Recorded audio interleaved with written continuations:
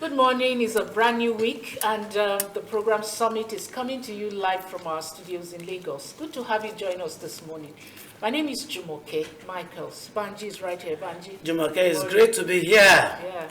And we're doing what we know how to do best. That's journalism, broadcasting journalism. My name is Banji Busari. As usual, today's edition is going to be very, very exciting. I promise you that.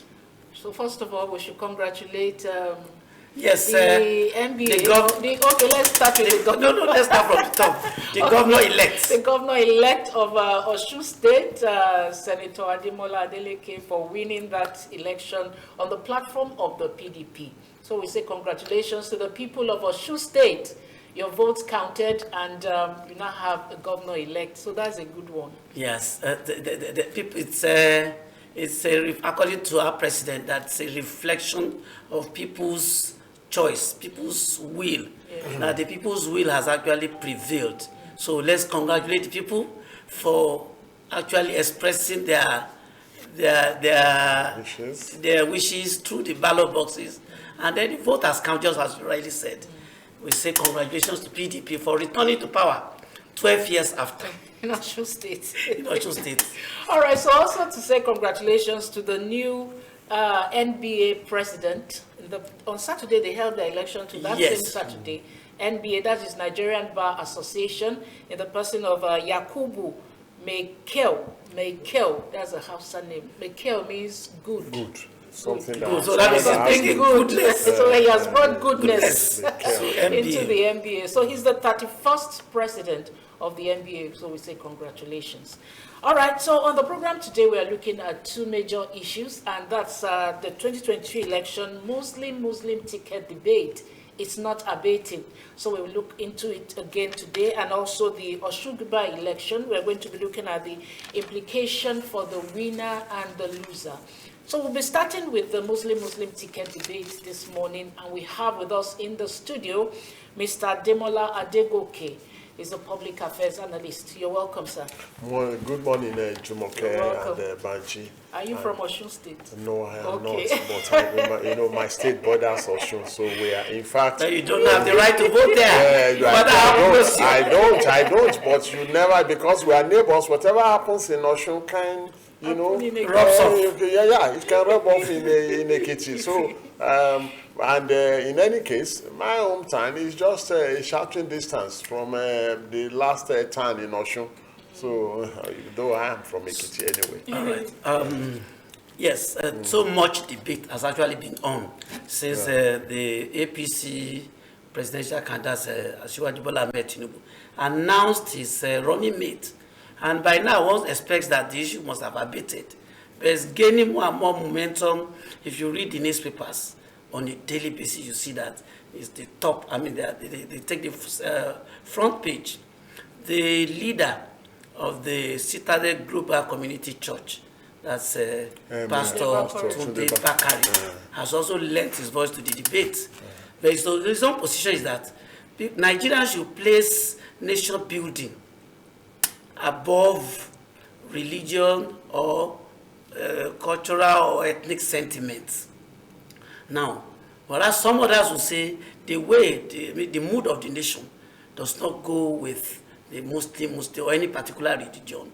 I mean, being at the helm of affairs, and the deputy too, from the same religion. That's the debate, and it's been raging. So you are here this morning to also lend your voice. What's your take on this debate to start with? Yeah, my take is that it's so sad. It's so sad that, the level to which we have sunk, on divisive issues, other than, unifying ones.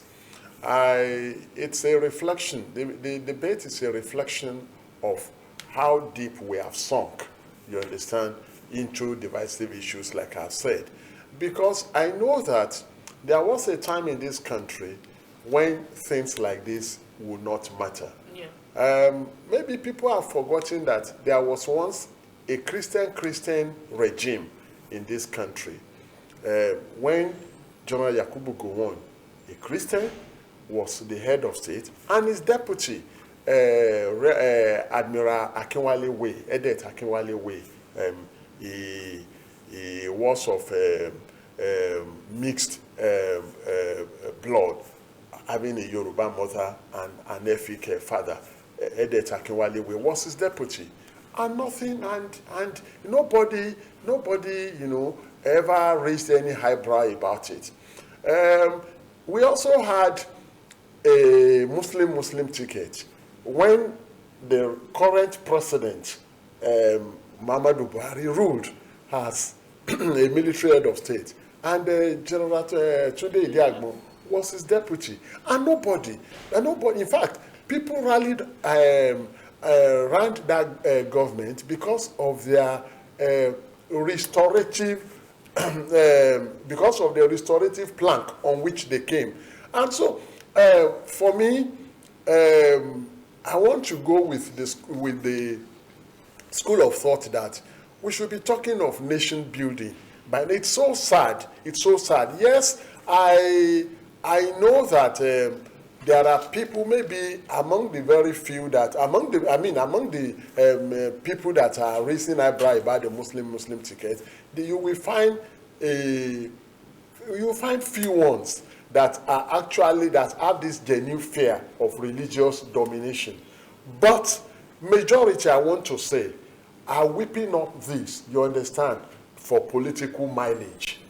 There are people who ordinarily let Tinubu, for example, choose Pastor Adeboye or Bishop Oyedepo as his vice. They will not ordinarily vote for him. And so they feel that, in politics, especially in our own variant of it, anything goes. And so whatever you can bring up, to weaken your opponent, it's okay in our own variant of politics. But I want to say that we need to actually, there are issues that we need to interrogate, rather than concentration on this Muslim or whatever. With due respect to you, the two examples you have given of Christian or Muslim tickets happened during the military era. Yeah. And in your intro, you also said it's sad the level to which we have sunk as a nation.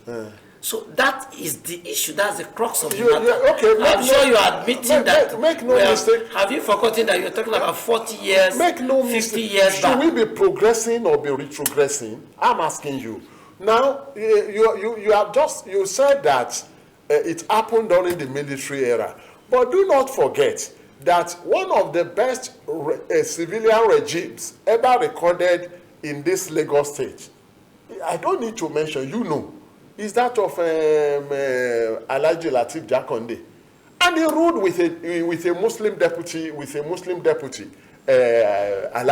Alhaji Rafiu Jafojo. Have you forgotten? About did they deliver? Did they deliver or not? So I am saying, and if you even this Osun that you have just mentioned now, do you know that even though Adeleke has his middle name as Noruddin, he's a Christian, and his deputy is a Christian, but the people of Osun decided to vote, for them, regardless of the fact that Osun has, the Muslim population in Osun may even be slightly higher than that of of Christians. So you see that, like I was saying, there are issues that we need to interrogate. You see, there is this theory of politics called the cleavage theory, as espoused by Simon Lipset and I think Sten Lokan. That you see, in a plural setting like ours, people will always want to, politics, the tendency is there for politics to be played along, those elements of religion, ethnicism and regionalism, But the fact of the matter is that the actors who are, whipping up this, they are whipping up this sentiments, not because of the love, of the nation, but or not because not so much for their piety in the religion they profess. It is much, you understand, for their own selfish end. You understand? Because let's look at it. If Nigerians are as pious, religiously, as we claim to be, are we going to get to this level? Are we going to get to this level? You see, some years back, I was in UAE with my little boy then, maybe just about 19 thereabout, and we got there, and he looked at the setting, and he said, and this is supposed to be a Muslim country. He said, Daddy, it is not about religion. It is about what you can do for the people. It was just about 18, 19 then. So it's not about, for me, it is not about religion. Like I've said, there are issues that we need to interrogate about anybody who brings himself, out, for public service. All right. You said one of the issues, one of the issues you have already mentioned is about religious domination. You mentioned religious domination. Now let's bring it back to the imbalance in President Buhari's appointment in some of these parastatals. Would you say that this is one of the things that have whipped up this religious mentality in people to feel that they prefer one religion to another or one ethnic group to another? I agree with you that President Buhari, to all intent and purpose, has not managed, the diversity of this country so well. I must say that. But the question again that we need to ask is this: even with the semi-preponderance of a particular, with a people of a particular religion in government, I want to ask you, Jumoke and Banji, how has that bettered the lot of an average Muslim? Even with, how has that bettered the lot? Has the lot of an average Muslim, been, is it anyway better than it used to be? I'm asking you that question. And so this is just a pointer to the fact that, like I've said, people that whip up these tendencies, they are whipping it up. Not they are, they are whipping them up, not necessarily because, they are so religiously pious, you understand? Not because they actually like the nation as much, you understand? But because there are people, yes, I agree that there are people who, out of maybe what they see on the surface, like I said, what they see on the surface, they have that fear of religious domination. But I have asked you, how has that better? And the bandits, the terrorists and all that, do they discriminate? You understand?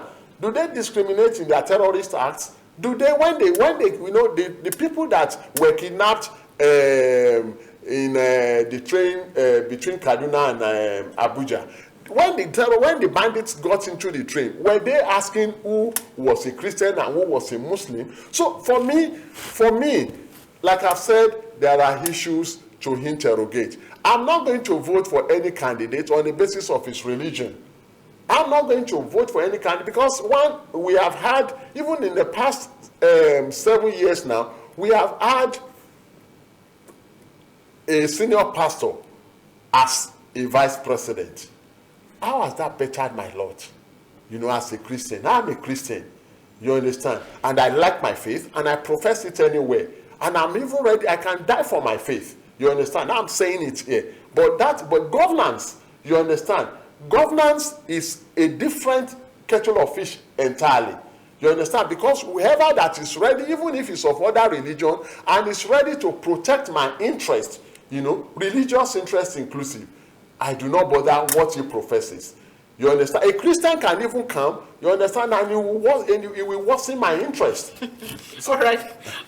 In all this, let's look at the Department of State Service. They have also lended their voice to this issue of this Muslim ticket. So the DSS is saying that the Muslim ticket has the capacity to destabilize the nation. saying that Nigeria is an ethically and religiously polarized country. Now that's coming from the security outfit in the country. And they are saying that this ticket is a potent strategy to cause to bring down the DSS or their former DSS. Well, you see, it still takes us to the same thing. You understand? Where did I start from? They are warning the government. They are warning the ruling party. See, and again, at the end of the day, the people will still have their say. Yeah. You understand? The people will have their say. But we are a bit, enlightened, should be able to let the people know that there are issues, you understand, to interrogate when you want to choose who your leaders are. And I am reminded of the 7 social sins as listed by that India statesman, Karatman Mohandas Gandhi. And he talked about, he said those are the, 7 deadly social sins of our present world. And I will list them, but I will want Nigerians to ask, to interrogate the extent to which anybody that puts himself forward for service is guilty of those sins. He talked about, wealth, wealth without work. He talked about commerce without morality. He talked about politics without principle. He talked about education without character. He also talked about, have I mentioned education without character? Science without humanity. Those are, all these, these are things that we should. The person that is coming, is this someone that is given to a pleasure without conscience? Is this someone that is given to pleasure without conscience? Is this someone that is given to work into wealth without work? Is this someone that is given to education without character? Is this someone that is given to politics without principle? Is this someone that is given to religion without sacrifice? So these are issues that we need to ask. There are some of us that are so passionate about this country, and we will want things, we will want the right issues interrogated. But when we focus, when we put our gaze on a particular direction of religion, we will be blindfolded to every other thing. You understand? We will be blindfolded. We will not look at and that is the tendency. When someone puts, an issue like religion before you in your choice of leader, you may not, it dulls your reasoning process, and you do not want to see any other issue. But there are issues that we should see. Do you understand? Look at this ticket is actually based on winning an election, not. There's no emotion, so to speak, about it. It's about winning. It's a strategic step. It's a calculated thing. It is to make one win. So where does the part of the people come in here? Because there's so much resistance. The northern Christians in the APC have made their misgivings known, and then still this ticket has been submitted to INEC. Well, you see, my every politician, you understand, the biggest desire of any politician is to win election. You understand? But I also, concede, the fact that even in wanting to win election, you must be sensitive to the feelings of the people. But then, you understand, we may also say that one of the hallmarks of leadership, you understand, is ability to take tough decisions, even when it seems, unreasonable. We also need to look at that. That's one of the hallmarks of leadership. So long at the end of the day, even for me, even if the APC does not win the election eventually, a statement is being made. A statement is being made that we can rise above, some sentiments. We can rise above religious considerations. You understand? I don't know why we cannot borrow a leaf from a country like Rwanda. You understand? Rwanda went through, they have experienced, what they have experienced, what divisive tendencies like ethnicism and religion and all, they have experienced it at the bitterest level. And they now said, we can unite. Let's set all this aside. And today in Rwanda, is Rwanda not progressing? They are progressing. And today in Rwanda, do you know that it is a crime for you to refer to yourself as a Hutu or a Tutsi in Rwanda? It is a crime. All they want to see is, I'm a Rwandan. And I am looking forward to that day that we as Nigerians will be able to say, I am a Nigerian. You understand? Regardless of whatever, I have known you for almost 40 years now. You are a Muslim. I am a Christian. Has that affected our relationship in any way?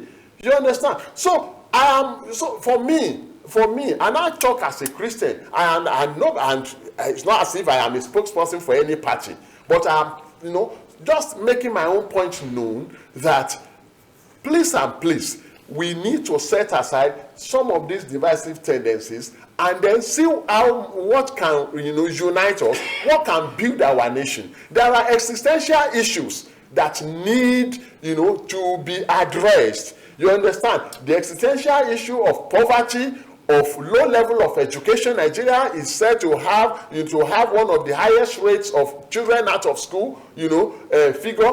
These are issues that we should interrogate and address, for goodness sake. You understand? All right. Earlier on, you spoke about some states that are also a bit not compliant when it comes to religious balance. We have states like Ekiti. We have even Osun that has done Osun now. Ondo. But the question is, why has these issues of religion and all that not been issues at the state level?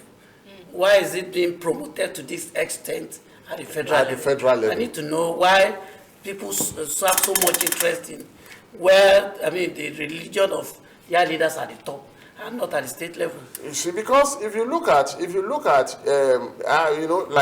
Ekiti, like even in a place like Edo, you understand, Edo still has an appreciable number of Muslims, especially in the Hauchi, Edo North area. And you see that most times it has always been Christian. And, the Muslims there have not been making any noise about, so ditto for Ondo, ditto for my home state of Ekiti. So even Osun. So I do not know, and I have told you that I think it still aligns with the cleavage theory of politics that I referred to. You understand that, in a plural society like ours, people will want to look at one or two things that they can cleave to gain, political traction, to gain political mileage. So for me, people that are whipping that up at the national level, look at even a state like Adamawa. Do you know that Adamawa, you want to think is a purely Muslim state? No. You understand? Because you have the Numan side, the Bachamans, and who are predominantly Christians, and most times, I know that in Adamawa, with the exception of Boni Haruna, that has ruled as a Christian in that state, every other, governor has been a Muslim. So what are we saying? And I think, the speaker that became governor out of, I think I've forgotten. Fintiri. Fintiri is a Muslim. Is it Fintiri? I think a Christian. But let's even leave that. But I know that even in neighboring Taraba. Taraba is a predominantly Christian state, but then there are Muslims. You understand? There are even Fulani Muslims, but a Muslim has never ruled in Taraba. Yet these are no issues. Don't you think talking about the federal issue is because it encompasses the entire nation? And then people feel, since it encompasses the entire nation, there should be a balance. You see, for me, I have said it and I'm going to say it again, that for me, the protection of my interest, you understand, matters most to me. You understand? And addressing existential issues that, are, plaguing the nation. You understand? Those are issues that we should address. So would you say that CAN, PFN, and some of these Christian organizations are not helping matters? They are not, as far as I'm concerned. They are not. They are not. Because, yes, for me, today it is a Muslim. It is possible, you understand, that tomorrow we will have a Christian. But because the president is being searched now, you understand, who says we cannot have a Christian someday? We will have one very, widely accepted leader, one generally loved leader from the north, and an from the Christian north, and he looks at another, he says, I want to pick a Christian from the south. But because, we are limiting the scope of our choice of leadership, you understand, the way we are going, and that is what worries me.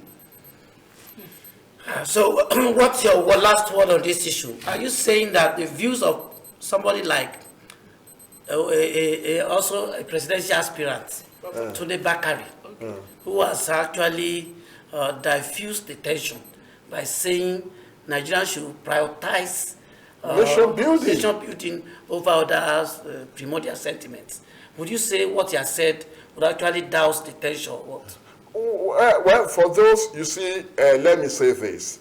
You see, there is this proverb that you can wake up someone that is actually sleeping, but it is so difficult to wake up someone that is playing possum. Someone that is pretending to sleep.